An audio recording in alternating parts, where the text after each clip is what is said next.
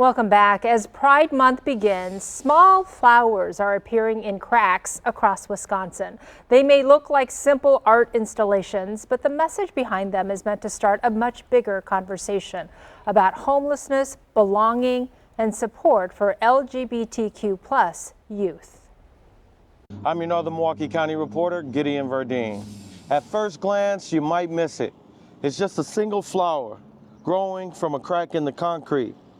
But for Brad, one of the organizers behind this installation, the meaning is much bigger. Courage Plus provides housing and support for LGBTQ+ youth through its Courage to Grow campaign. So when you think about flowers, you think about them being in this beautiful garden bed or a planter or something. But these flowers are not growing in that ideal situation. They're growing out of cement or out of rocks or out of cracks. The organization is using these flowers to draw attention to a crisis many people never see. My hope is that anyone that's not in the LGBT community doesn't look at this as a pride initiative or a queer initiative. They look at it as a human initiative, because that's what these kids are, regardless of who they are or who they love. Each flower is placed next to a QR code linking people to resources. But organizers say the real goal is helping young people feel seen, supported, and valued. I think one of the biggest goals we have is to give these kids a sense of community, that they have people.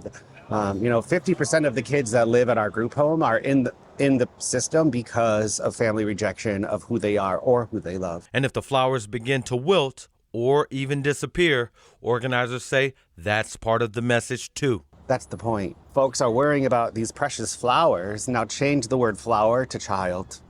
What happens when someone steps on or uproots or damages a child that's living on the street?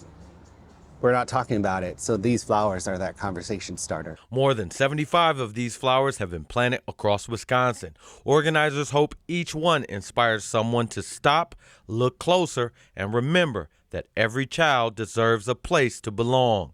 In Milwaukee, Gideon Verdine, TMJ4.